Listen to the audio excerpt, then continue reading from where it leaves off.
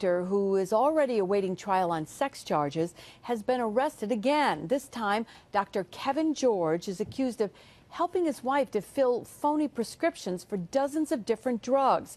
Jennifer Lukey joins us in the newsroom now. And Jen, is Dr. George still practicing? He is, Liz. Dr. George is a psychiatrist at Psychopharmacology of Albany, which is on Computer Drive in Colony. He is still seeing patients. In fact, his waiting room was packed today, despite the fact that he is on probation with the State Health Department, is awaiting trial on charges he forcibly touched his employees, and was just picked up on Monday for covering for his wife, who is alleged to have forged prescriptions from his office.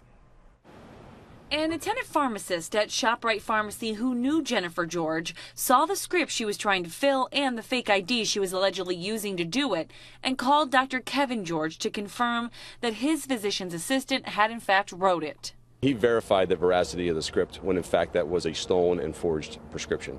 We were able to positively identify Jennifer George as well as Kevin George, who was actually even in the store when he made the phone call to verify that the prescription was valid. A few days later, Jennifer, who is also the office manager at Dr. George's practice, was pulled over during a traffic stop, and police found more forged scripts and pills in the car.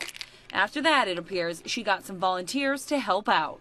They were using scripts provided by Jennifer George that were forged, going to at least 3 pharmacies that we know of. Jennifer, Dr. George, and one of the men they were working with were all picked up on Monday by police and charged. Today, though, it appears Dr. George is back on the job. My name's Jen Lukey. I'm with Channel 6. Is Dr. George available? No, he isn't. He's with patients. Will you please leave? He didn't want to talk to us about these charges or the other criminal charges he's facing for allegedly forcibly touching 2 of his employees.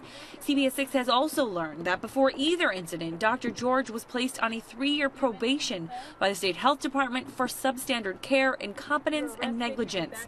He settled after investigators found he prescribed inappropriate and excessive amounts of medication, didn't monitor those medications after writing the scripts, and failed to keep proper records.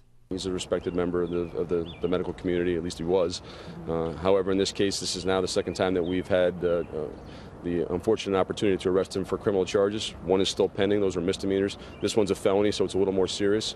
So hopefully, at the end of the day, that justice will be served in this case, and if he's no longer fit to be practicing, that hopefully that is addressed as well. Now, to address that, the State Health Department says as a condition of his probation, Dr. George has already been supervised by another physician well practicing for the past 2 years. That's why he's been allowed to remain open and seeing patients. But if he's convicted of a crime, and convicted is the key word here, Liz, that probation will likely be re-examined and he'll likely lose his license. So it sounds as if until then he can remain open and see patients despite all these allegations? He can, Liz, so long as he makes all of his court appearances, one of which is scheduled for about a half an hour from now, actually. His wife, Jennifer, as I mentioned, is the office manager there, too. Her future at the practice is unclear, although he owns it. She was not there today when we stopped by, and obviously she's facing more charges than he is in all of this. All right, and I know you'll stay on top of this one for us. Thank you, Jennifer.